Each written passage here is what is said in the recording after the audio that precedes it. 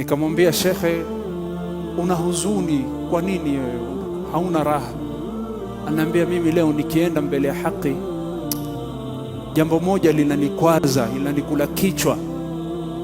Kaambia, shekhe, nifungulie moyo wako, niambie ni shida gani? Na alhamdulillah, hakuamini watu, aliniamini mimi. Aliniona kama mtoto wake, alinikirimu, na leo nimevaa hii ni joho ambayo alikuwa akinipatia kila wakati. Sheikh Muhammad Saleh akasema, mimi jambo moja mkiweza kunifanyia kama Waislamu wa jamia, itakuwa mumenifurahisha. Wewe kama mwanadamu wafikiria nini? Mke wake angaliwe, watoto wake waangaliwe, ana wajukuu, mke wake anunuliwe nyumba, atoke kwa rent. What would cross to your mind? Ambia, mimi hamu yangu ni moja tu, ni moja, na siku nikifa ukiweza kunifanyia hii Jamaluddin na waumini wa msikiti, wallahi mtakuwa mmenifanyia. Kaambia, Sheikh, niambie. Ambia, mimi nina madrasa hii moja iko Lamu katika island ya Ndau.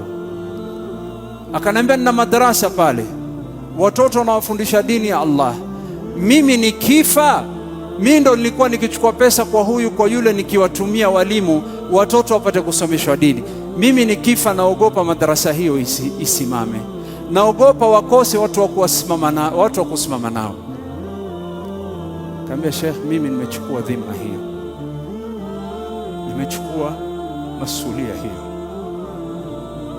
na inshallah Allah ataniweza.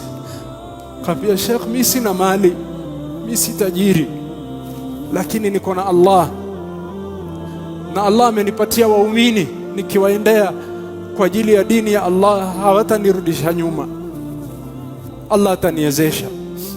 Mmoja aweza kujiuliza, mbona hatukufanya immediately? Kwa sababu we are trying to register a trust. Tukichukua ile pesa sisi tutapeleka wapi? Lazima ipatikane trust, tuitie ile pesa pale. Ikatuchukua muda mrefu, na alhamdulillah tumerejesa trust. Na hii ni report ya Ndau, na alhamdulillah kesho kwa mara ya kwanza tutachangisha pesa na tutakuwa na iftar hapa jamia, ili watu waweze kufikisha wakfu ya Sheikh, na si kwa ajili ya familia yake, ni kwa ajili ya madrasa na ni kwa ajili ya dini ya Allah subhanahu wa ta'ala. Kile ambacho kinanitia huzuni au kile ambacho kinanishangaza ni kwamba wengi wakiwa katika hali ya mauti, watu hufikiria family, hufikiria watoto, hufikiria dunia. Sheikh alikuwa afikiria dini ya Allah. Sheikh alikuwa akifikiria watoto mayatima na madrasa.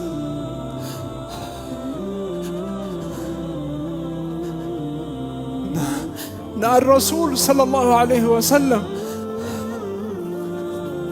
alikuwa akiomba dua hii akisema, wala taj'al ad-dunya akbar hammina, ya Allah, usijalie dunia ndio iwe kubwa katika maisha yangu. Na Sheikh Allah alimfikisha daraja hii biidhnillah. Wallahi, he had an opportunity to ask anything he wanted. He had access to everyone. He could ask for the family as much as he wanted, but kalla aliulizia madrasa na mayatima.